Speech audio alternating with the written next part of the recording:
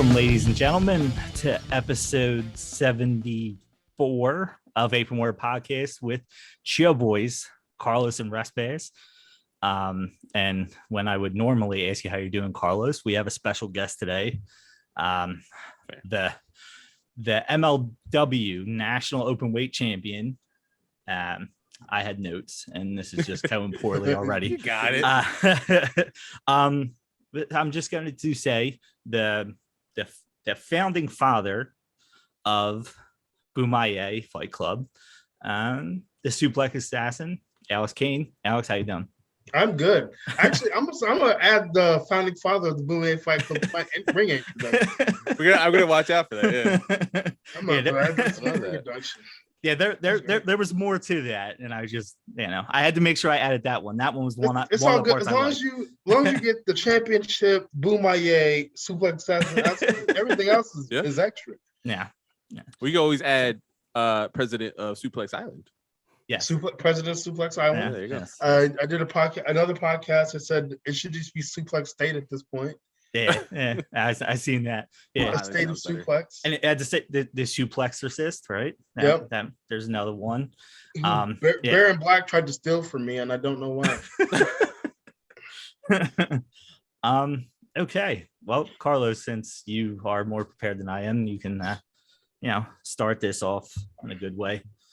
Absolutely. All right. So, Mr. Kane, we have you here. Yes. Welcome to the Apron Podcast. And so, just for the uninitiated, just a quick little rundown, and we kind of ran down most of it. But who is Alex Kane?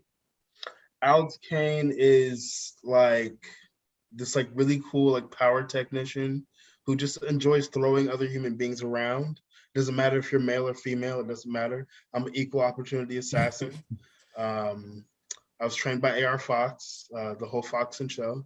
In my opinion, the greatest wrestler alive. But everybody has their own opinion. No, he is amazing. He is amazing. From Suplex Island, but really from Atlanta, Georgia. I've been wrestling for 3 years, I think. And I'm signed to MLW. And I signed to them after 2 years of wrestling. I was gonna say, yeah, dude, your star is on the rise. Absolutely, man. It's meteoric. How are you coming up? We on the show have mentioned multiple times, especially with not bemoaning it, but the kind of the downfall of ROH, sorry. Mm-hmm. And recently they've taken a hiatus. We don't know what's happening. There's an event in April, but we don't know what that company looks like anymore, right? So that pillar is down now, and we have mentioned on the show multiple times, specifically on that episode too, that this is MLW's chance, right? This is the MLW's rise to claim that spot, and I think you guys are best suited to be that spot because of your, other promotion. Not even to talk crap about them, say they're more sports oriented. You guys are legitimately more sports oriented. Yeah, most definitely. The roster is called Fighters. Mm-hmm. That was the one thing that always struck me as a thing that I loved about you guys. You guys are called fighters, not wrestlers, not sports entertainers. I mean, you guys obviously are wrestlers. Yeah, not superstars, not whatever they're gonna rebrand in 5 years. It sounds better to a focus group. But you guys are fighters, and we've mentioned on the show multiple times, like I said before, you guys are poised to, especially in this past year, to rise to that next thing. And we've, he actually went to the show where you won the belt. Yeah, the War Chamber. Yeah. I would say I think actually Carlos brought it up about MLW. It was around the time of the Hammerstone Fatu, that was Vice TV, and it was going to be on there, and it was a bigger deal. And I've kind of lost interest of WWE over, as most of us have. AEW's kind of been my show of choice. But then we start mentioning MLW, and I'm like, all right, I never seen Hammerstone wrestle. I never seen Fatu wrestle. Honestly, I got into it, and I'm the type of person that likes to watch from the beginning. So I watched the first episode of Fusion Alpha, went back, and I needed to start from there. So I got to that second episode where you wrestled Bud Heavy. Bud Heavy. Yes. Yeah. And I will tell, and Carlos can attest to this. I told him, I said, I seen it. And you know what? I couldn't help but roll my eyes, and it was no knock on you. It was no, even the knock on the announcers. match. The match is great. Yes, the announcers. Yeah. No. I one little listened to the mistake. announcers. Yes, and I'm going to bring this up because it angered me. They said they seen Bud Heavy at a Wawa grabbing a case of beer, and in Philadelphia they don't sell beer in Wawa. Apparently, this whole state is still run by Quakers. Wow. We're not allowed to buy alcohol. Damn, that's funny. So That's I'm like, funny. I was so in too. I was like, there it is. And as they said it, and then I seen you come out, had no preconceived notions of who you were. And then again, Suplex Assassin, which your mind goes to Suplex Machine, and then Suplex Island, your mind goes to Suplex City. But I could tell you, in that short match, and I know it was essentially a squash match, I told Carlos, I said, Alex Kane is the real deal there. I said, look out for him. So that kept my attention. I came for Hammerstone and Fatu, and I stayed for Alex Kane. So I'm really happy to have you here. You were one of the first people I wanted to contact. But as far as the Suplex Assassin goes, you told a story on another show about how that came about. And I'd like you to tell it here because I think it's actually pretty cool. Yeah. So Evolve used to run. It was a show, but before the pandemic, they're out of business now. And they used to do tryouts. And they came to Atlanta because this was the first time they've been to Atlanta in a long ass time. And Aaron Fox was really tight with Gabe Sapolsky, who was the booker of Evolve. Yeah. So they came and they did it at our school. They did the tryout seminar thing at our school. I think Robbie Brookside. No. Who headed that seminar? No, it was Robbie Brookside. Robbie Brookside headed that seminar or whatever. We learned from him. And then we did our tryout matches, and I'm over here in the trial match. I'm having fun. I'm having a good time. I'm thinking it's going well. I'm thinking, okay, this could be my shot to get on Evolve or whatever. We get the feedback a few days later from Gabe, and Gabe basically just shits on my entire life. He just craps on all of it or whatever. He's like, you don't have any charisma. You don't have a character. You don't have a presence. None of these things. All these things that I have now, which I think I still had, which I had then, I just didn't know how to express those things. It's basically you ain't shit or whatever. Hang up your boots. Yeah. To paraphrase. Yeah. So the biggest thing that stuck with me was the character part, because I'm Fox has always said there's some guys who are characters and some guys who are just a guy who does things or whatever. But I wanted to be both. Nice. So I thought about it a lot. I guess to expand on the story a little bit, I was looking at YouTube videos of how villains and heroes are portrayed. I was looking at different movies that I like to find a villain or a hero that I could really relate to. Nice. But then I was like, you know what? If I've been playing all the video games for the longest time, let me just go and create myself or whatever. And this version of Alex Kane wore trunks or whatever. Will I ever wear trunks? Probably not. But so I put the appearance together because that shit doesn't matter. But I was trying to find a moniker or a nickname. And I was like, I want to throw suplexes. That's what I want to do, but I don't want to be Brock Lesnar. Because at this very time, I knew of Taz, but I didn't know of Taz to the extent of the monster he was in ECW. Yes. So I was still thinking in the Brock Lesnar side of things. I don't want to be Brock Lesnar. And then I'm scrolling through the names. I'm Assassin. I was Suplex Assassin. Yo, that sounds cool. That's hard. Yeah. That's really hard. So I went and Googled it and looked it up, made sure no one else is a Suplex Assassin, which, every now and again, I'm I'm really surprised no one else to put two and two together. I'm glad they didn't. So yeah, I came up with my name from playing a video game. I was like, yeah, we're running with this. I'm telling you, I'm an advocate for video games, man. Absolutely. Video games are cool. I got a little controller right here on my glasses. There you go. That's fire. Yeah, I love that story. That's a great I just story, want yeah. you to tell. I just What, want you to tell it on here. with Gabe's lineage within wrestling, like coming for like being like taught under Paul Heyman and stuff, how did those words resonate with you? I think initially I took it personally, which I shouldn't have, but I took it personally. And it almost like for the longest time, I wanted to like message him and like ask him for clarification, but like the way that he was like, I guess like built up and like within like the locker room, or I guess within wrestling, it's like that's not a guy you just approach. Like that's not a guy you just ask questions.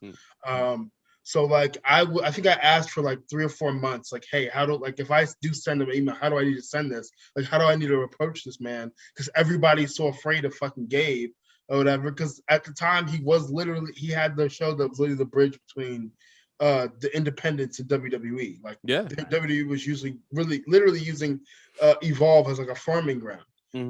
So like everybody's super afraid of this dude. And so I finally messaged him, and it's been I think like 6 months or whatever. He's like, "Why'd you wait so long?" I'm like, "Do you not know who you are? Yeah. Do you not know your background? Do you not know who you are? Do you not know like how you're like built up in people's minds? Like, I'm not just gonna hit you with an email or whatever." And even when I sent him this email, he didn't give me any information to help or whatever. He was just like, "Figure it out." I'm just like, "All right, dude, I'll just figure it out." Yeah. Damn. All right. Thanks for being the Sorcerer Supreme and just throw me out. Yeah. All right. Fine. But yeah, it works out though. Like it has to be interesting, right? Because like I come from like an office. Like my day job is like an office job, and like if someone was like, "Yeah, man, you ain't shit," like, excuse me, go get HR here. I mean, if she was competent, we get HR in here. She's not. Thank God. Or I guess not in this case. But in wrestling, I mean, like everyone's so like matter of fact up front, and like there's almost like. It almost seems, and not, some people can take it one way or another, but it almost seems like a place where there's no bullshit. Yeah. That's how it should be. Yeah, right. Like it's almost because any type of business has like those people who are out for themselves or are very shady of how they speak to you and things like that. So it's almost like it's almost nice. I don't know. I mean, you said at the time it was like a little infuriating, but like it has to be nice in a way to be like, oh, at least you're upfront about it. Yeah. Like you're gonna tell me how it is. At least you're gonna tell me how it is. You're not gonna be shady and then like, yo, Gabe said he ain't shit. Like, wait, he told me I was fine. What do you mean? Now, I mean, you're only 3 years in your career, so I'm assuming. I mean, how quick into it was that tryout? That was like year 1. Yeah. Year 1, yeah. So you're still just figuring everything out yourself, and then to have somebody kind of be like, nah, like, nope, you're not this. You're not a character. Like you need to figure this out. And you're probably, I mean, in the back of your mind, you're probably thinking like, no shit, like that's what I'm trying I just to started. do. Yeah. I mean, I think you mentioned on another show that like where you're at today, you expected maybe 7-8 years down the line. We just did an interview with the Mecca Brian Johnson. I mean, he's been in the business now for 10 years, and he's just now like, it's weird because you've mentioned COVID kind of gave you that. That like boost. Yeah. It's just funny because he had been in the business for so long, and he also got the boost due to COVID. It's just funny how like that worked out for both of you in 2 completely different stages of your career, So yeah, I kind of see it as like, before COVID, I feel like wrestling was so saturated, and everybody was really trying to get to just one spot. Like that's really what it felt like. Everybody was trying to get to Evolve, and then once kind of Evolve kind of like faded away. I feel like that kind of opened the market for other people, for other shows to like really shine, really shine. And like when the pandemic started, I was like, you know what? Like we can't wrestle right now, but as soon as like it gets to the point where shows start opening up or whatever, like I'm going to take this opportunity to like build my name as much as I possibly can, and I'm glad that I did that because now we're here. I mean, yeah, you hold the second biggest belt in MLW. You know, nah, that's nuts. Rest. well, I guess speaking of the National Openweight ladder match, Carlos already mentioned it.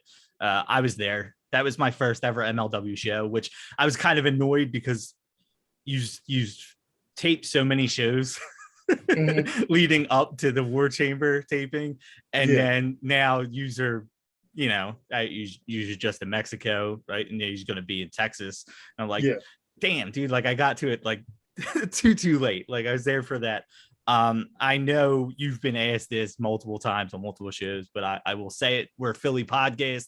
I have to bring up the ECW arena and the feeling to bring that title down in the arena that holds so much history, whether it about it or not. It has a feeling in that bingo hall. It doesn't feel just like a regular small venue. So just kind of get your feeling when you brought the title down there. Man,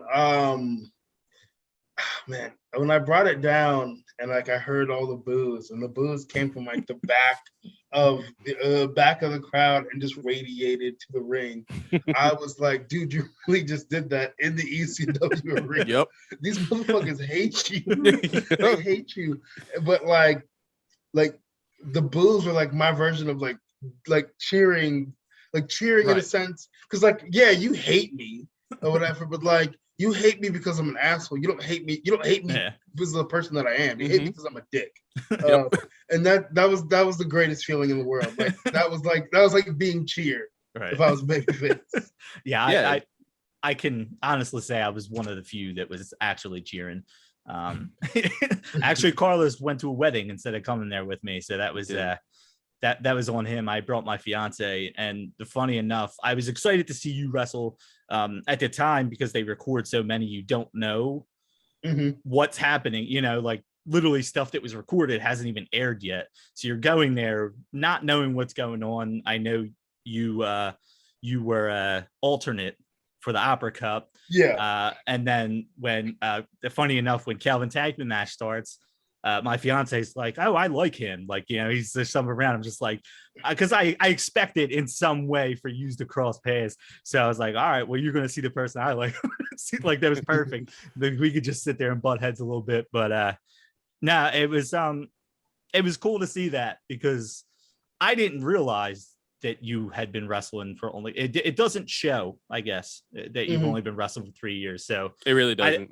When watching like your matches, it was like, when you won the title, I'm like, great, like that's awesome. And I'm looking at it and like, wait, he's only had like 2 matches before this in MLW. Like, if you don't count the Battle Royal at the first, like you literally have had 2 singles matches. So it was awesome that they went with sometimes you don't go with the hot hand, and I felt like they seen in you what I seen in you, and that it was awesome to be there and experience it and see you win it. That's cool. And to kind of go with that question, how is it being in the MLW locker room? Because it seems like such a unique roster of having like legit legends and a mix of newer talent and like people getting over, and like all you are like legitimate athletes. I mean, every wrestler is, but like a lot of you are just like, you're a 2-time 2 collegiate athlete, correct? You 2 sport athlete, yeah. So you played what, rugby and wrestling. That's right. And like there's so many of you guys who are so talented. Like, how is it, like, I know you didn't have a pro wrestling background beforehand, but like how is it like being around, like, let's say someone like Savio Vega, who, like, for me growing up, I was like, oh my God, this guy's wearing the Puerto Rican flag. I love this guy. Like, this is my dude. This is the guy I look up to. Things like that. Like seeing him in like the 90s and having like the Von Erichs, like that family lineage, like being in, or Conan. Yeah. When I initially signed, they said like, welcome to the family. And I've worked enough retail jobs to know when people say it's a family, it's not a family. But like when I initially got to like the building, like to the physical building, like I can really see like this is actually a family. Like, yeah, we have our shit on screen, we do that or whatever. That's the wrestling aspect. Of it. That's what we're supposed to do. That's what you guys come to see. But like behind the scenes, like everybody is just like super committed to putting on the best show possible. And like, I mean, I haven't run into any egos yet. I don't know if there are any. There probably are. I just haven't seen them yet. But like, it does feel like the locker room doesn't have a bunch of egos running around. Like, oh, I deserve to be in this spot or this, that, and third. Like people were legitimately happy for me when I won the belt. And like I've seen in other promotions or whatever, guys will win a belt and they're like, oh my God, why'd they put the belt on that guy? Or why are they doing this with this person? Why are they doing that with that person? I'm like, that's nowhere MLW. MLW is like, yo, oh shit. Like they put the belts on you, fucking congratulations. Oh, you're getting a push, fucking congratulations. You and that guy had a great match or whatever. And I think the thing that I love the most is like after a match, like I'm my own worst critic, but then being able to ask other people for their critiques or whatever is great. And like everybody's open. I always like my main people I go to are Hammer and Davey. And like they always give me really, really good feedback on my matches. And it's not just like, oh, you did great. It was like, oh, this looked nice, but you can fix this, you can tighten this up, or you can get a little bit more out of this and that. Savio is super dope. I got to work with him a little bit in the battle riot. I was watching that. That was dead ass on fire. I was like, he has a kendo stick. Let's go see what we can make happen over here. And I mean, it'd be dope to work him or whatever on the show one day. That'd be awesome. I'm down for that. Yeah, that's great. So, like, and you mentioned like Davey, like having that mind, like knowing, like watching his career, seeing like the Wolves come up with like ROH and things like that, and then go to Impact, and watching that. And when I heard he was coming back and to MLW, I was so excited to have like him back in pro wrestling. So for you to have to like be comfortable enough to go to him and go and pull like, hey, what do you like? Critique me, please, and him giving like honest feedback. That's so awesome to hear as a fan of even just professional wrestling at all. Hearing everyone's like out for each other. Like you've heard the horror stories of like the late 80s and the early 90s, and WCW people pulling themselves over, creative control and stuff. And like for people to be like no egos, like that's really refreshing to hear. Yeah. So speaking of egos, well, that's my awful transition to I know it's weird talking to you because I guess when I first extended the invitation, I wasn't sure if I was going to get Alex Kane the character or Alex Kane the person. And I seen you in other interviews. I was like, it's pretty cool. You mentioned about how you try to separate Alex Kane the character. I think you said basically it's like you turned up to 11 to a point. And I guess you said like you wanted to leave your work at work. You didn't really want to take that home with you. And I kind of connect it with in football. You got guys literally talking about people's moms and shoving your elbow in their throat, and then they're taking a picture with them after the game because it was for one thing only. So like I guess, was that something that when you were trained that somebody said, hey, try to keep them separate, or is that something you always wanted to make sure that like you didn't have that carryover? It's a little bit of both. I can't even say his name. I won't say his name, but a certain wrestler at another company, he was saying like it was hard for him to separate character from person or whatever, especially at home. So then his significant other would end up getting the character instead of the fucking person or whatever, and that can be, I can imagine that being really, really annoying. Oh, God, yeah. But for me, when I first started trying to so I got the name and I was trying to put together what I wanted the character to be. I was trying to be so much of my everyday self in that character, and it wasn't working. So I was like, let me be something completely different from who I actually am, even though it's me turned up to 11 is not me every day. So It is, so it's still a different me. or whatever. But let me separate those two, so when it comes time to perform, I can turn it on. When I walk to the curtain, I turn it on. When I walk back through the curtain, I turn that bitch off. Or whatever, because I don't even want to talk to an Alex Kane every day of my fucking life. Like, fuck that guy. That guy's an asshole. Yeah, I can't imagine. Like, I if I had like a character similar to Alex Kane coming home and then being like that toward my wife. I already get on her damn nerves, man. Like, she just knocked me the fuck out. I know it. She got hands, man. She knocked me. I know it. Nah, you don't mess with them Irish girls, man. I don't know something about them. They're crazy, man. I said that. She's gonna listen to it. Don't look at episode 75. I'm gonna have a black eye watch. But that's awesome, man. Like, I like that concept as well, like separating character, because like you hear from so many like of the greats and people who are still around today mention that like the best characters that get over are people who turn it up to like 11, right? Like it's me, but like exaggerated.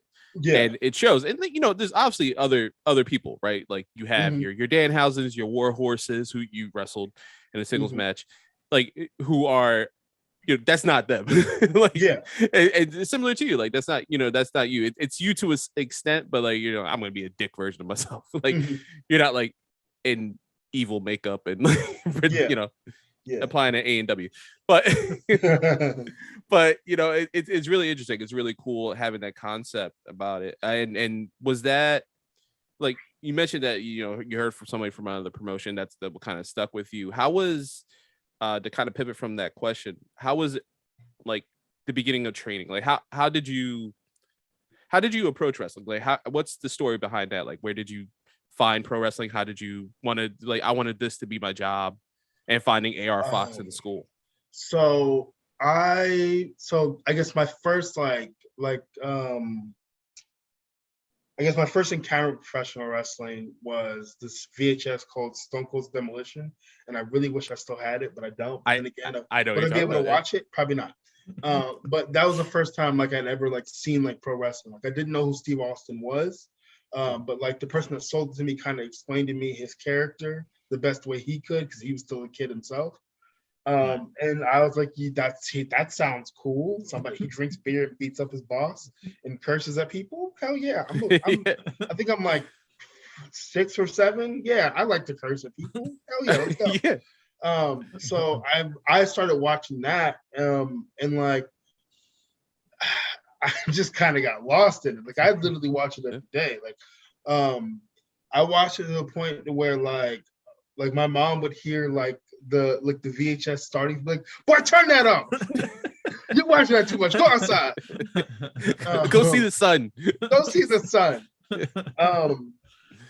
But like the moment that I realized like I wanted to like do this like as my job was I was watching Raw. It was Undertaker versus Jeff Hardy in a ladder match for the Undisputed title. I know exactly. Yeah, and that match is great. The match is great, but Taker beat the shit out that man. Yeah, he did.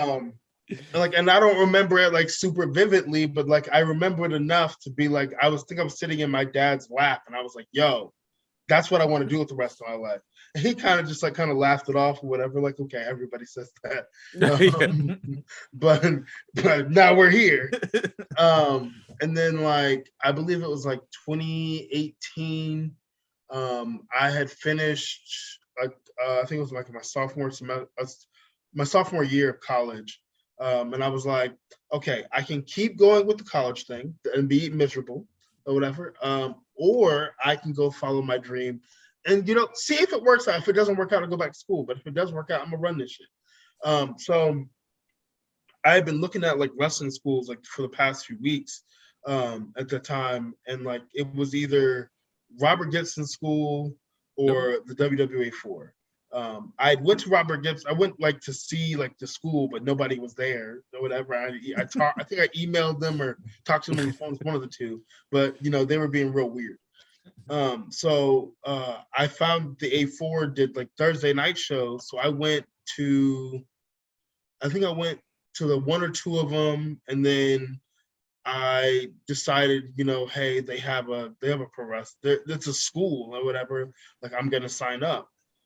So like I got my money together. I went to the school, and Fox walks in the door in the lobby or whatever, and like instantly, like when you see certain people, I hope people get this feeling with me, but when you see certain people, you can feel that there's someone special. And like to be dead honest, I did not know who AR Fox was before I walked into the school. I saw on the website that he had all these connections, and I'm like, well, the other school didn't say anything about connections, even though they're WWE Hall of Famers. So let me go over here. But like he was like, I could instantly feel like the star power presence. But like, and then when he started talking to me, he's just like a regular dude. Like he's just like super chill, super humble. He answered all of my questions. And he was super encouraging. AR Fox has always been like, he's always been in my corner. Even since the day I started, like he's always been like, and I don't know if I think a lot of it is like when he was coming up, like people would like feed him bullshit or whatever and make him think that something real was about to happen, and then it would just fall through. So I feel like he tries to be as genuine as he possibly can, and as encouraging as he possibly can or whatever, because like I feel like everybody needs that. Like he's super patient. So I signed up, and like day one, like I was in the ring rolling around, doing like rolling drills and stuff like that. Like this man did not waste any of my time. That's awesome. Like I'd show up early or whatever. I'd be ready to go. You know, he'd finish doing like work for the school or whatever, and then we were in the ring doing something. Anything, teaching. He'd be like, yo, what do you want to do? What move do you want to do? Or whatever. Because like he was always like, wrestling's easy. And like, and I guess some wrestling fan will listen to this, like, oh, well, you know, then I could do it. I mean, it's hard as fuck, but it's also easy. Like once you get, the hardest part to me was like all like the little things, like how to sell, where to be, remembering match structure and all that. But like if you're like a former athlete or whatever and you're coachable, like following directions is easy or whatever. But it's definitely hard on your body, and it's a memory game a lot of the times. But those are the hardest parts. But yeah, he was always like, man, this shit's easy, man. This shit's easy. And I think now I think about it, I think he was telling he was telling us that to ease our minds or whatever. Because you get in your head, right? You want to like, you don't want to get scared. You don't want to get scared. You want to get it too in your head, because Fox will craft these like 10 like sequence long spots or whatever for us to do. And like I would do like sometimes I do like the first little bit, because we do one section of 3, and then we do another section of 3, and then we combine them or whatever. And I'd always get psyched out, like I don't want to do spots. Fox, could I not be a spot guy? He's like, yeah, you could not be a spot guy. I'm not gonna be a spot guy. That's really cool to hear that, like, how encouraging he is. Yeah, I remember like hearing his name so much. Like, was it Brian Zane with Wrestling Regret? I feel like he pops up in all our podcasts. That's why you that's literally all I watch. Yeah, YouTube wise, that and like video game stuff. And I was watching him, and he did this like indie report, and every week he would talk about some match, like AR Fox's, you know, somewhere like doing some match, and AR Fox isn't involved, you know, wrestling this guy who's like I've heard of before and things like that. So like eventually, I think it was like the third weekend, I'm like, who's this AR Fox dude? And I went down. I mean, you talk about the rabbit hole. That YouTube, just like I lost time, space like warped around me. I don't know what happened. I woke up in an AR Fox coma. Like it was insane. And like that's the cool thing about like I've seen it's so funny, like looking up wrestlers recently. I've seen so many people who like you just go on Wikipedia, like if you're like watching a match or whatever, you haven't seen the person, you're like, oh, who's this person? Like, let me like find out more. And I've seen so much recently, so many talent that's in like the indies right now and like getting bigger, and you know, AEW, MLW, or Impact or anything like that. And it's like trained by AR Fox. I'm like, damn, like no wonder. Like it's so cool to hear that he's like so encouraging and doing the thing you want, right, as a wrestling fan, or even in the field yourself, like preparing the next class. Exactly. because that's, I mean, eventually down the line, you're going to be doing that for somebody, right? You're going to make sure that the next generation has a place that's safe, encouraging, and can, you know, move on and take it and run. Because if no one does that, which I saw like, you know, in the 90s and stuff goes bad. You know, the business starts like crashing because everyone's like too into themselves. Yeah. It's really cool to see that. Yeah. You had mentioned on another interview that AR Fox told you that in order to be good at this, you have to be obsessed with it. Yes. And you said that, like, you know, you used to watch football and then it was just all wrestling all the time. Yes. It's so like I just started playing Madden the other day, and it has been about 3 or 4 years since I've ever done that. Or whatever. So yeah, because you gotta like. The way he kind of put it was like the more wrestling that you watch, the easier like putting matches together it becomes. The easier it becomes to, you know, think on your feet or whatever. Because then you like if you've seen several situations where something happens and maybe you forget something or whatever that maybe you guys put together, or maybe you don't know what to do, or you're doing something on the fly and you saw something in a match like, okay, we're in that situation. Let me do this. Right. But it definitely makes life a lot easier. And I mean, like I tell guys to watch literally everything from every country. Watch everything because like you don't want to be the same as like everybody else. And I feel like there's a lot of places where it's like everybody wrestles the same, and it's just like, yeah, what I know what doing you're talking here? about. Yeah. What are we doing here? That's actually what I was going to like say. Was there specific styles that you kind of you tried to mix it up as much as you possibly could with watching? Yeah, and like even now I still try to. I mean, yes, I have my amateur background, collegiate wrestling background, and all that. But like I still like I love the way Randy Orton works. I love how slow his pace is. Like I've been watching some of his matches sometimes, and I start to giggle because I'm like, this man is so good, it's funny. Yeah. And you start thinking like, wow, that Viper moniker, as maybe as corny as it sounds, and like we growing up with it, you're like, no, that's cool. You know, like at least I'm 35 and like I'm like, oh, that's cool now. But he you're right, like he has like this mentality about it. He moves deliberately, almost snake-like in the ring. He does. And you don't start snake. thinking about it. Yeah.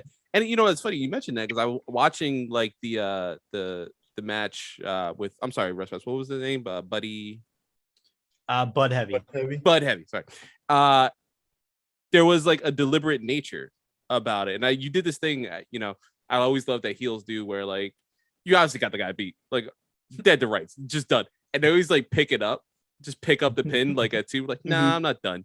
It's just such a like it's just a dickhead thing. And I remember being a kid and just being like so angry at like the heels for doing like, why are you doing this to Shawn Michaels? How dare you?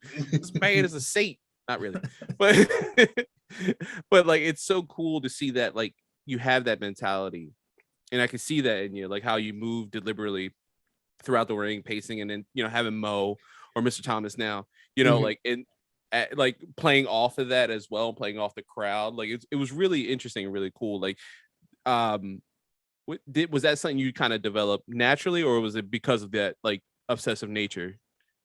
I think it's a little bit of both. Because like I feel like when I try to tell like younger guys, or not necessarily younger guys in the business, because I'm still young in the business, but when I try to tell guys that are trying to get into the spot that I'm in right now is like, it can't all be go. Like you have to engage with these people. These people came to watch, so we came to be entertained. Entertain them, and what's really entertaining to a lot of wrestling fans is somebody talking to them, talking about them, talking at them, but something. And then like well, it used to be really bad. I might actually start doing it again, but like I used to talk shit to the fans, but I'd also like talk shit to the person that I'm wrestling, like degrade them and like tear them down while like beating their ass. But that requires a lot of oxygen that I'd like to keep to myself. That's very interesting. Yeah, I know. To speaking of rest pass and like just having like us talking about wrestling, obviously because we have the show, but like that's one of your favorite things. I know you one of your favorite wrestlers does that rest.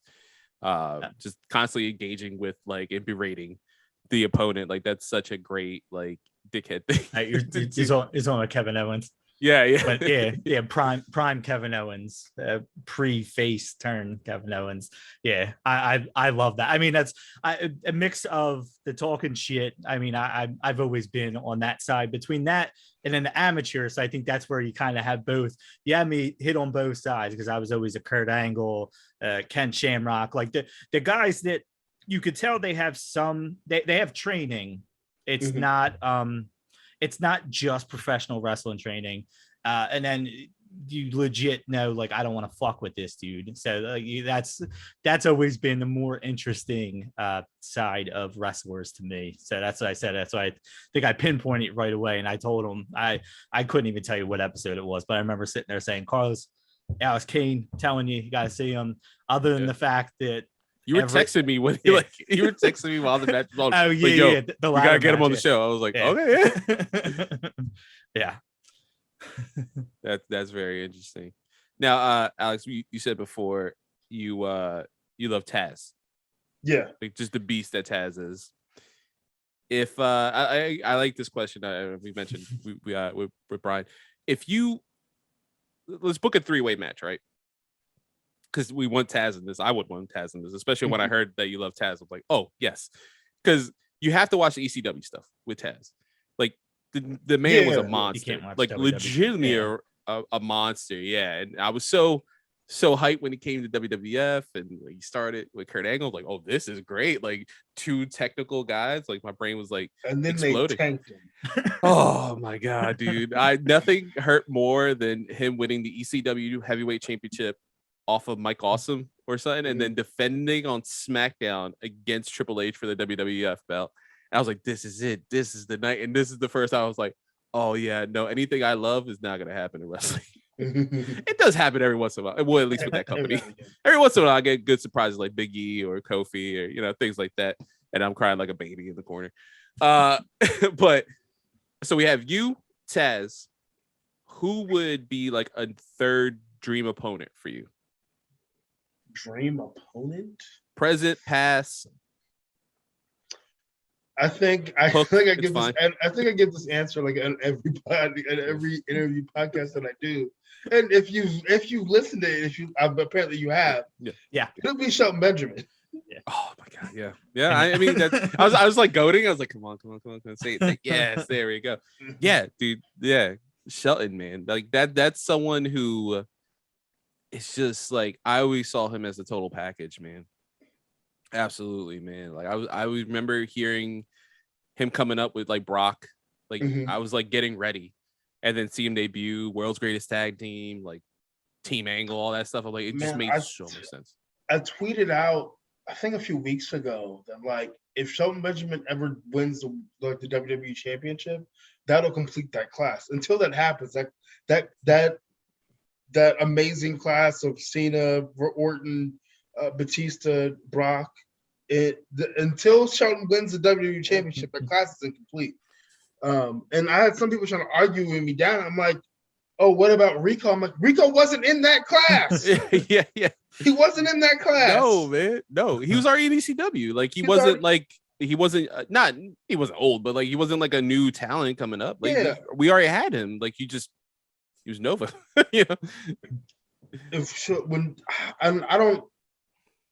I've heard from a few people that like if he was more of an asshole, like in like the backstage politics part of things or whatever, maybe he would be world champion. But I don't think that you should need to be an asshole or whatever in professional wrestling. Yeah, right. Or whatever, to be world champion. Yeah. I don't think there's ever been a time where Shelton Benjamin hasn't been over. So I don't want to hear that, oh, he's not over. Like if you need to give the man a fucking manager, the Gold Standard run was a perfect chance to give the man a fucking manager. Oh my god, dude, that run right there, that was great. And they I think they did fine with booking, but they could have booked that run way better than they did. Oh, absolutely. Isn't it funny, like when you see it like in hindsight and you have someone that you like latch on to, you're like, oh my God, like this is like, I need this and this and this to happen. Like they're not doing like, but this dude's so talented. And it's not even just like in ring, like because he is, it's also like on the mic, and he had awesome theme music coming out too. And then I always think about that match with Shawn Michaels. Like, how do you not book this guy to the moon? And after that match with Shawn Michaels on Raw. Look, I've watched I think I watched like an interview with X-Pac, and he was talking about it. Steve Austin was talking about it. Steve Austin like, oh, he's just an Intercontinental title guy. And I'm like, and like I think his reasoning was, oh, he's not a mic skill guy. I'm like, what do you mean he's not a mic skill guy? Like, yeah, okay, no one can cut a promo like The Rock or Stone Cold Steve Austin. Ooh, all right, cool, great, fucking awesome. They're fucking great. But I mean, I feel like Shelton could speak. And I think the times that he did speak or whatever, like everything made sense. But even with that, the man doesn't need to speak. The man is fucking amazing. It's just what he does in the ring. Like, I mean, if you wanted him to cut a promo, I'm sure that he could cut a fucking promo if you wanted him to. Yeah, because there's no way you're getting to that level of WWE. Yeah, you're not getting that level of WWE. Like when he was in Ohio Valley Wrestling or whatever coming up, there was no way in hell y'all were like, oh, this guy can't cut a promo. We're definitely putting him on the yeah, 100%. Put him with a match with the future Hall of Famer, Shawn Michaels. Go ahead. Yeah. Team him up with Kurt Angle and that Haas guy. Yeah, sure. Let them win tag titles. It's fine. Yeah. What? No, like absolutely. In order for him to get to where he got to coming out of college, he would have had to have been the total fucking package. Exactly. Everybody in that class was a total fucking package. I don't want to hear he can't cut a promo. I'm sure the man can cut a goddamn promo if you gave the man a fucking chance to do so. Exactly, man. 100%. This is the Shelton Benjamin podcast for now. We're just gonna talk. We're gonna talk so highly. Put some respect on my man's name. He don't even know who the fuck I am, but it doesn't matter. Put some respect on my man's name. Get that man the run in the championship win that he so rightfully deserves, and quit fucking playing games. Yeah. Hey, man. You never know what can happen in the future. Sorry to cut you off, Russ. But you never know what can happen in the future. You can have another member of the Bomaye Fight Club. Yep. The gold standard. You know what I mean? You never know in the wrestling world.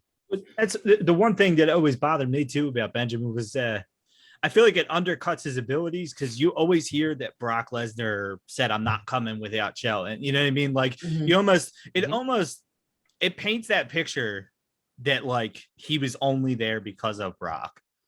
And like you said, that's it's almost like somebody already had it out to let me throw that story out there. Let everybody know, hey, Shelton Benjamin wouldn't have been here if we didn't want Brock Lesnar that bad.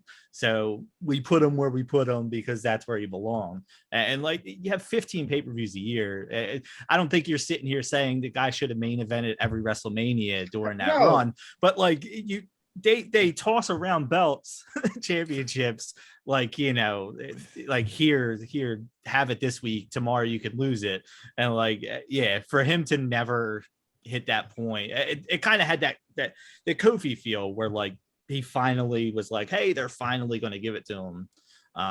You know, when he went through that run with Randy Orton early in his career, when you like, and what I think is that, isn't that infamous match where I don't know if he messes the timing up or something when Orton starts going stupid. Yeah. And from that moment on, that whole feud went downhill, and then Kofi just became the guy that during the Royal Rumble does something different every year to and I think that works within its own on its own. Like, I mean, Shelton Benjamin, he has to win a Money in the Bank before his career's over. He has to.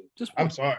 The man literally innovated the match. Like, Chris Jericho may have come up with it, but that man innovated the match. Who else was running up ladders or whatever and knocking people off ladders, or running up ladders and diving off of ladders? The fuck? Yeah. You know what kind of athlete you have to be to do that?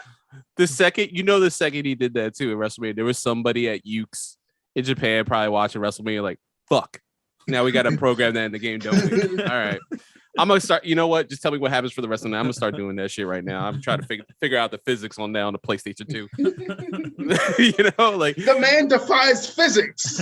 Exactly, man. Like, and even look, I mean, even it's so funny. We're still talking about the show, and this is about you, obviously. But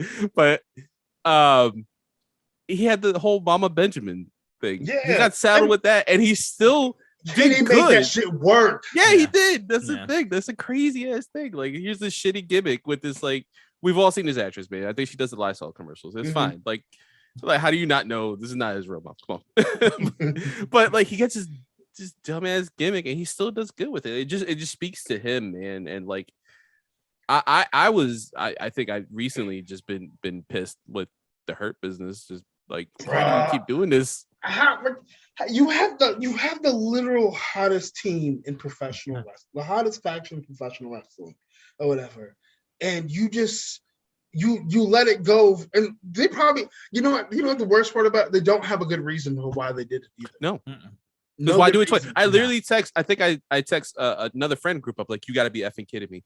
I was like, you got to be fucking kidding me, because like, how is this twice? This is going to happen twice. I like their reasoning is probably, oh, Bobby was going to go win the WWE Championship. I don't understand what their like thought process is in like, oh, someone's going to go for a singles run. They can't have a team anymore. But Triple H, when he had Evolution, was winning the world title over and over and over again. But we didn't break up Evolution. But we're gonna break up the New Day or break up the Hurt Business. Like, come on now, that's weird. It is weird, isn't it? Or the Nation when the Nation, like the whole. It's always, it's always a black. That's what I was getting to. Because like shut up, Rest. Like, you don't get to talk now. Hey, I'm sitting here and listening. A lot of the time, like factions are put together to elevate somebody. Like the Nation, like. I don't think it was initially put together to elevate The Rock, but The Rock was used to elevate The Rock to whatever the next like thing was. But after The Rock was elevated, you didn't need to like crumble the Nation. No, whatever. They could have stayed together.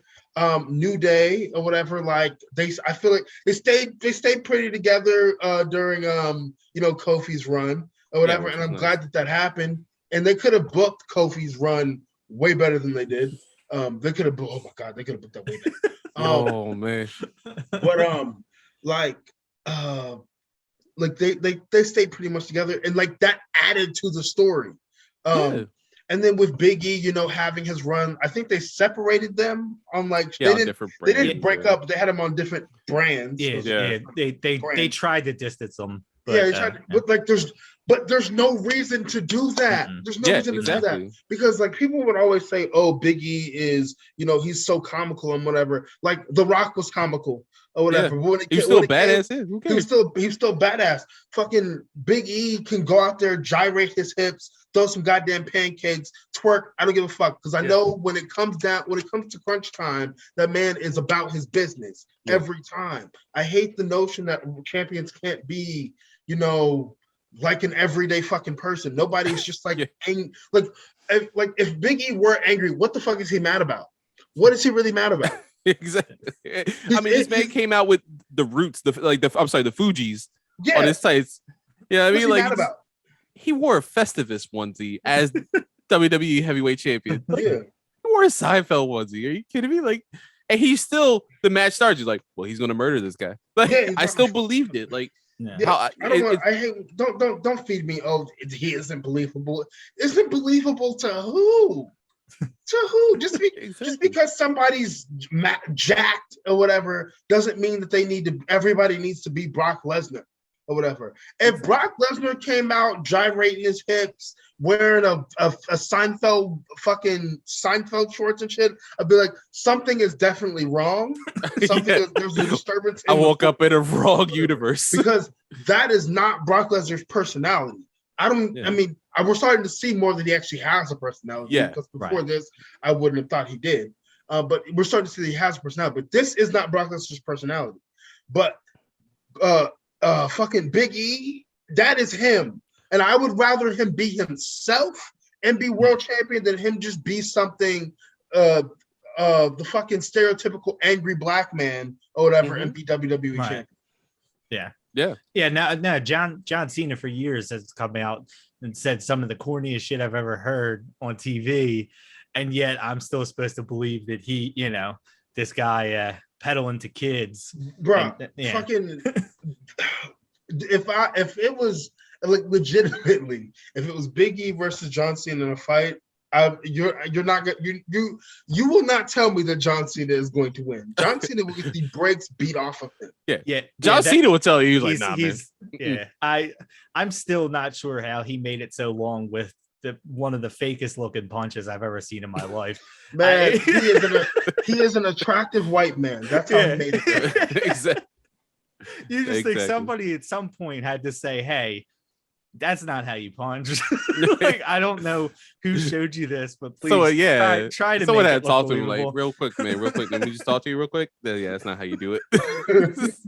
That's not how you do it, man. I'm not going to sit here and claim that I am anything as far as punching goes, and I'm like, I know that's wrong. That's just now. Yeah, man, bro. Okay, I guess I can tell the story now because I don't give a fuck. So we were at I think it was 2019, or maybe it was 2020. No, it was 2019. This is before I got signed.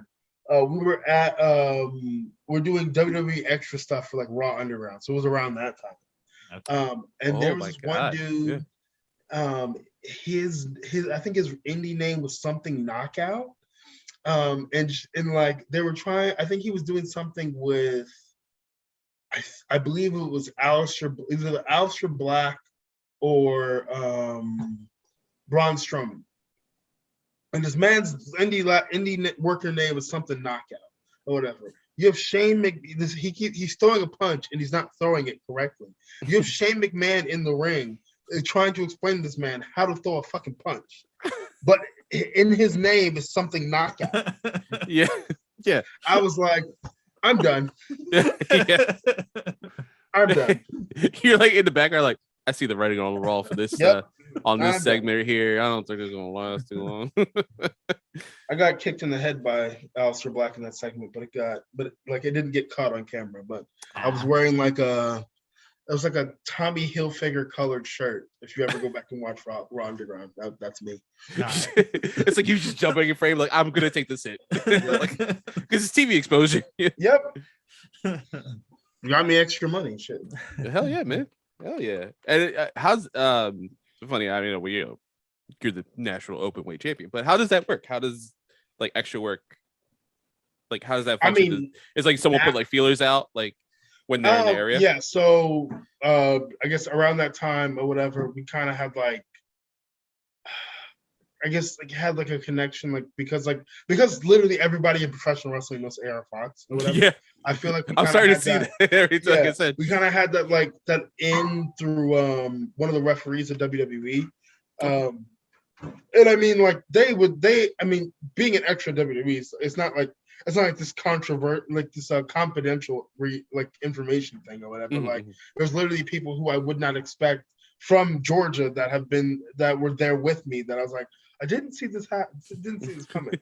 But basically, like they still do it now. Like I think you go on their website and you like fill out like a talent profile thing or whatever, and like they'll email you if they want to bring you in for extra work. I don't know if that works how it works everywhere, but that's how it works for them.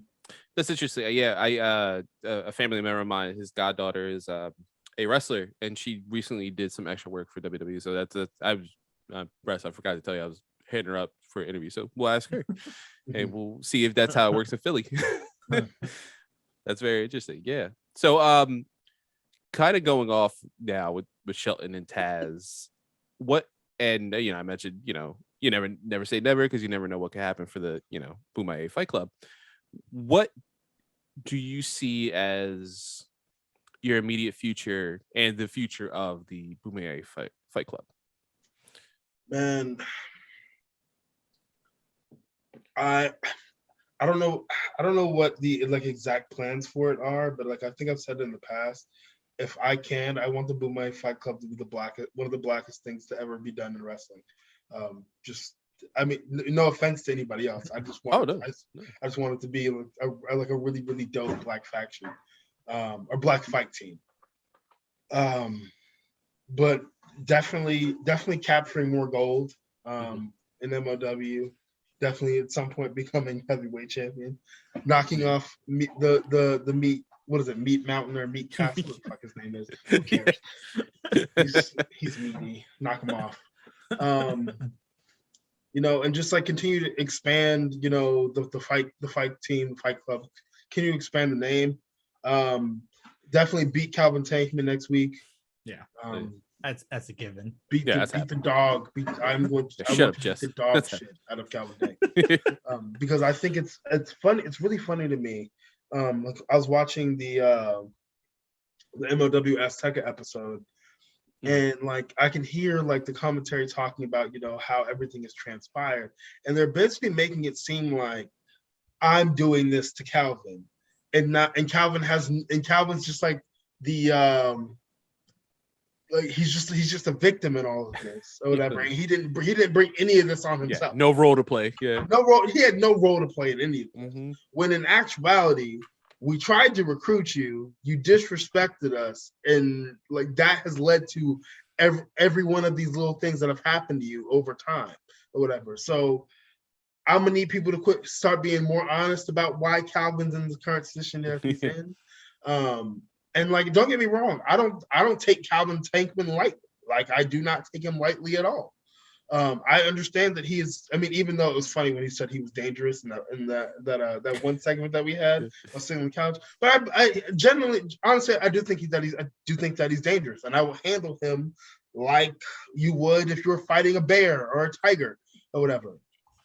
But you brought this on yourself. If you would have just joined at the time what it was American Top Team, but it now is Bomaye Fight Club, you wouldn't be in this position. You probably would be the winner of the Opera Cup. You probably would be going on to face Alexander Hammerstone. But you decided to act as if you were bigger than the team. And that is where you messed up. Yep. Well, you heard it here first with that. Yeah, I like the idea too of your future vision of the Bomaye Fight Club as like the blackest team in professional wrestling that we've seen. I think especially now too there's so much black talent out there, and it's so amazing to see all this like black excellence like within the wrestling world. We did mention like Big E being WWE champion, and he unfortunately just lost. But like seeing Kofi, those were special moments for me, like being a person of color. We haven't had we'll get there one day with a Puerto Rican champion or somebody. I had Eddie, as someone of the Latino descent, but seeing those things, man, like I it's always so cool to see like groups or anything like that excel. And that's honestly, it hurts when you see like booking decisions like we mentioned with like the Hurt Business, and it's like, dude, come on, like there are 3 amazing black athletes, like why? And then it goes almost with any team too. You're like, why are you not just committing to this one thing? It's awesome to see. So I like your future vision of that. And I mean, there's so much talent out there right now, and everyone is on this national stage, and being on Twitter, it seems like that seems to be such a an important integral part now in the wrestling landscape. I mean, you have like Swerve and anybody like to the Bomaye Fight Club. Now I think about it. Good. But like the way, like I'm just thinking about this now with you talking about it. It's like when Kofi won the championship, that was a feel-good moment for literally every fan. Or whatever. We all felt that. We were all happy about that. I mean, I'm sure there were people that are gonna say what the fuck they're gonna say. But I think for the majority of wrestling fans, everybody was excited about that. When Big E won the Intercontinental Championship, people were excited about it. When he won the WWE Championship, all of wrestling was excited about it. Whatever. You don't get that with a Randy Orton win. You don't get that with a Seth Rollins win. You don't get that with a Drew McIntyre win. You don't get that with any, because it's so normal. Yeah. I can't wait for the day to where somebody that looks like me winning a world title is just normal. It's just something that happens. It's not something that we have to like pester some company. Yeah. It just happens and it's normal and everybody's okay with it. Yeah, no clawing and scratching, like it's just a thing. Yeah. Right. And I think that happens with a lot of like people of color in different, like, whether it be the gaming space, whether it be like, everyone now, we're so cognizant of our place and how so many things have been created in a certain way to foster certain people and certain likenesses and stuff like that. And now we're all like rushing through, whether it be like, the women's revolution now, like seeing women at this top spot and like so many promotions having women matches and showing what they can do, and like this amazing pool of talent there. Like I mentioned, I feel like there's this year and last year, this black movement of all these black wrestlers just showing up and like having these amazing matches and being like, there's companies out there, obviously, like you're the open weight champion, like showing like, hey, this is a viable thing. Like it's not 1990. It's not like, the guy who played the Godfather, he was the Godfather, or Kama, or Papa Shango. Like it's not that time anymore. Like it's so amazing. And yeah, I think I'm trying to think of the times I've literally have like cried happy tears like watching wrestling. And as a child, it was seeing Shawn Michaels, and I was like, sold the boyhood dream and all that stuff. I teared up when Booker T came out for his WrestleMania 19 match against Triple H. Because in my head, I was like, oh my God, it's happening, right? Like he was in WCW, and I was a WWF kid growing up, and then WWE, obviously. But I knew of WCW, and I knew of Booker T, and that was the guy I was watching. Other people watching Sting, I'm watching Booker T. And Stevie Ray and Harlem Heat and all that stuff. And I was like, well, he's in WWE now. This is his night. That night and that whole program goes very south very quickly, and there's a lot of decisions made during the build up to that match that are very questionable, and I don't think it would have played out that way now in 2022. But seeing that, like, I teared up. I remember tearing that up, and that was one of those moments like, I want to do something in the wrestling space when I grow up. Of course, I thought I was going to be a wrestler. No, not this body. This body's just a marshmallow, just a little burnt, just to get the color, little flavor on there. But then like seeing Kofi and being a Kofi fan, and like, I'm like, oh man, they're just treating him like another guy, and having that moment, and I like legitimately just jumped out of my seat, scared the shit out of my son. And I'm crying, and my son's like, I forget how old he was. He's like, Dad, why are you crying? I'm like, this is just like the happiest thing I've ever seen in my life. And seeing people online just legit crying, and seeing Chad and when Kofi won, I cried. I definitely cried. Dude, it was I just think such I cried when Biggie won too.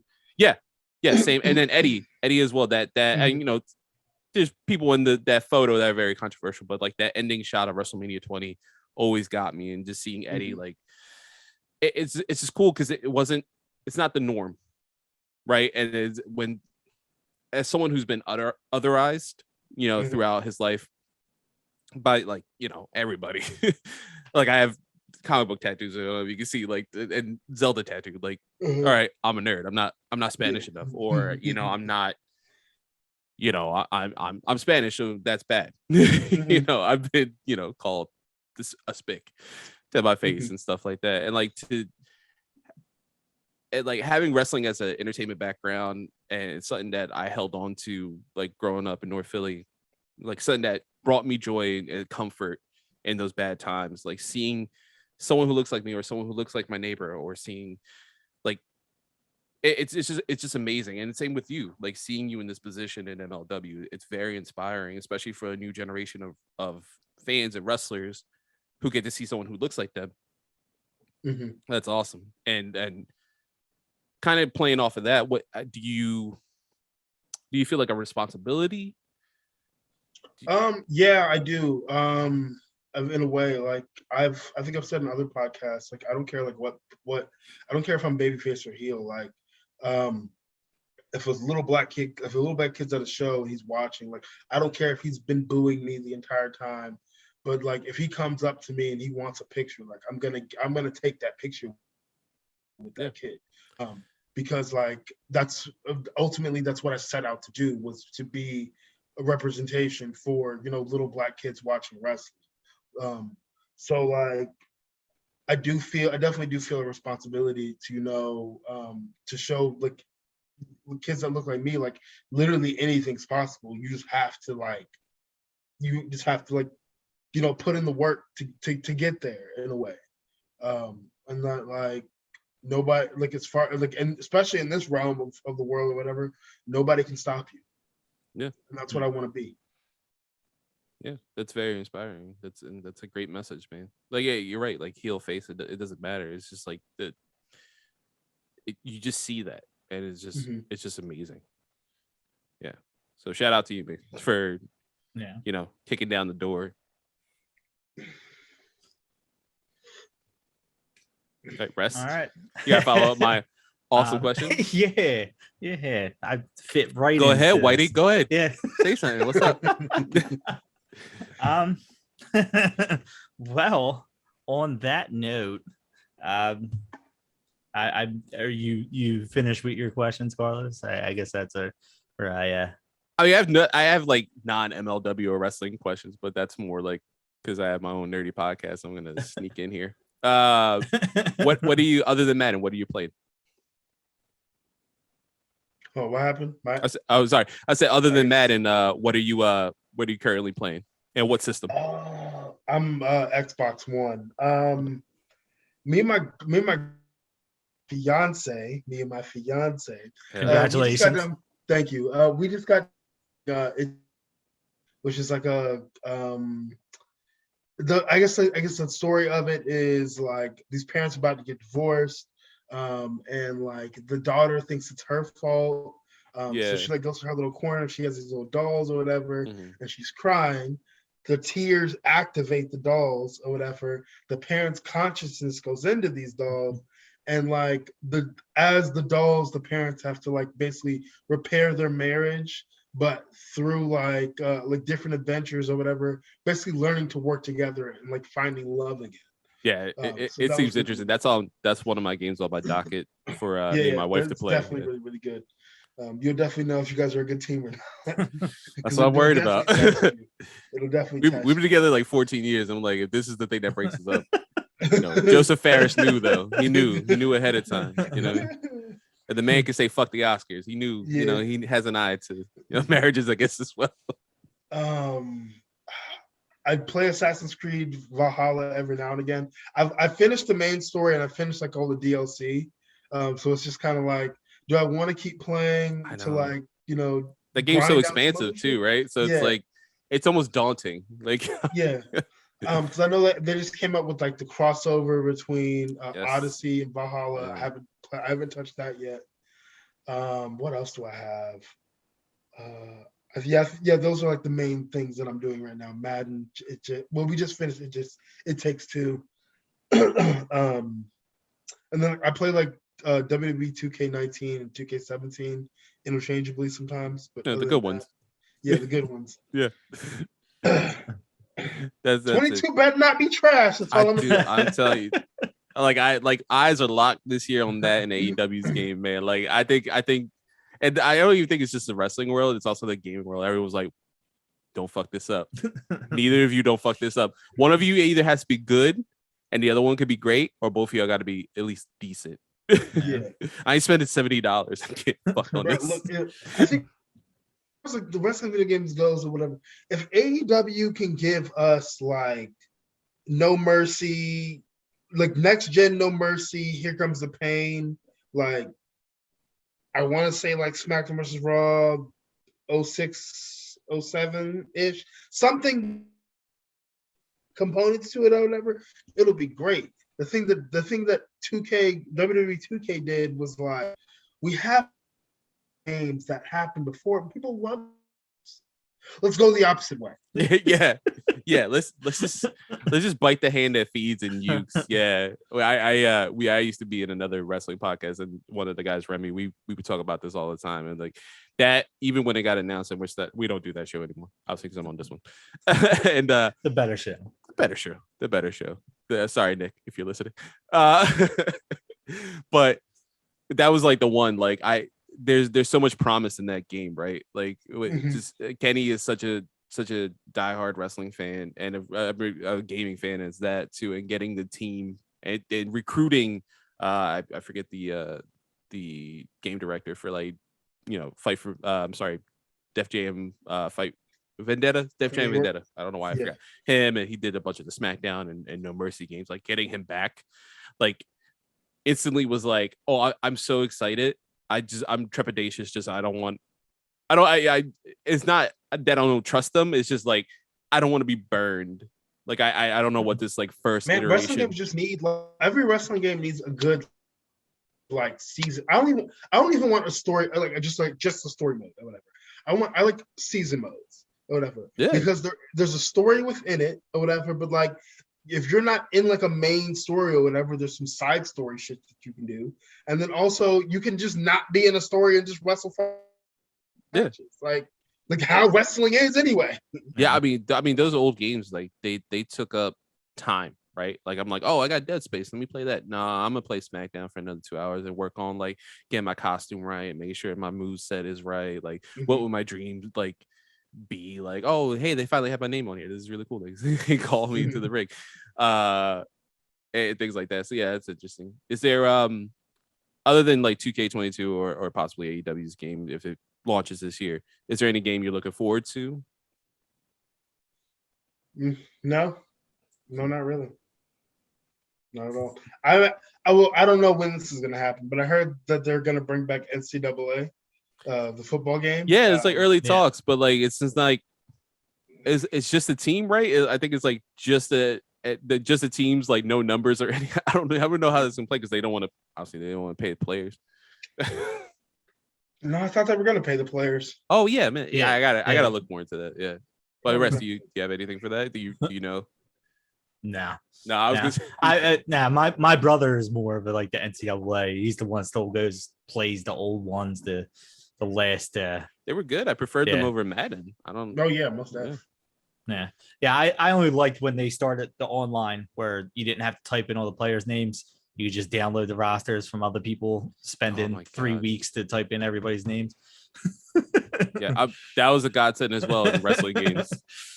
Like I don't want to spend 4 hours trying to make AJ Styles, and I'm not buying that TNA game. So, they got Gabbly Gooker Gary made AJ Styles at his moveset. We just hit download, wait 5 minutes because I have DSL, and I'm good.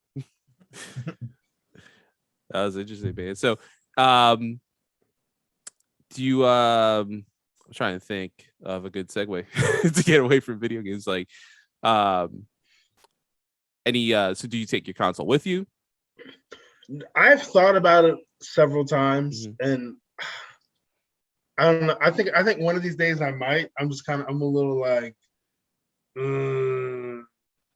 is this gonna work? Because like, I mean, obviously people do it all the time, but like, I don't want it to get broken, or I don't want to forget it, or like just something that scares me so much, man. Yeah, that scares me so much. Even when I'm like, all right, I'm gonna like watch this house for a week, like if I'm helping out family or whatever. I'm like, let me take my console. Like, well, what could happen in transit? And then like, as far as especially like trying like to do like shows and stuff, like you really don't.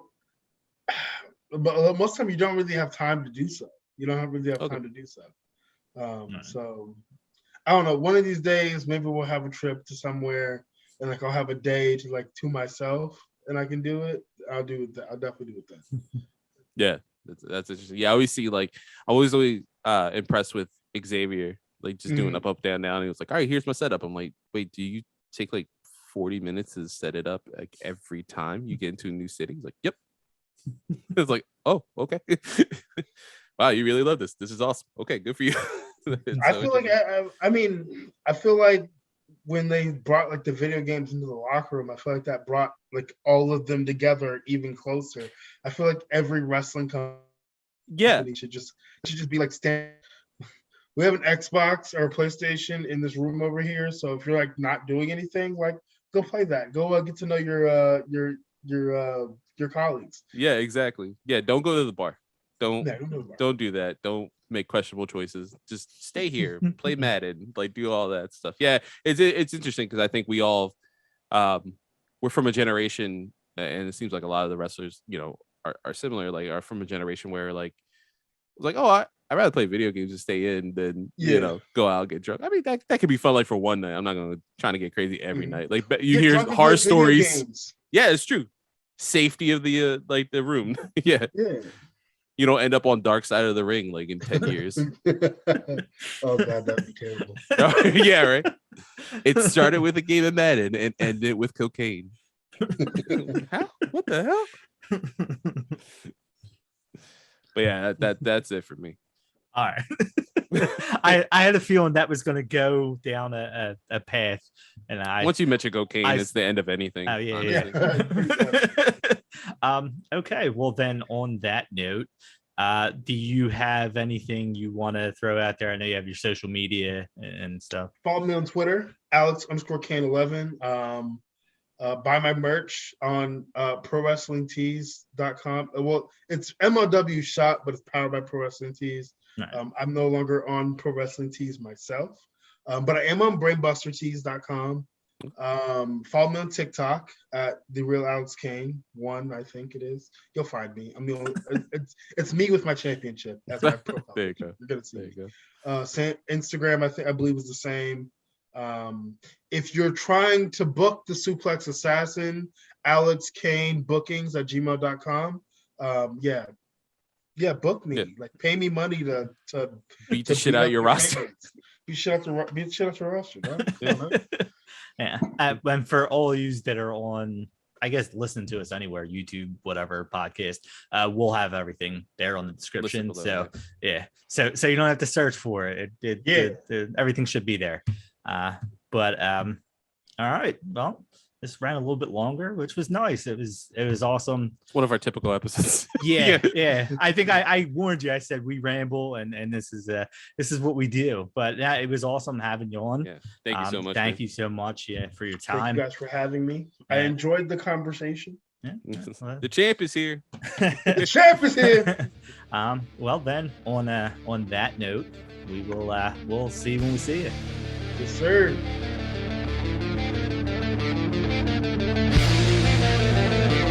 Thank you.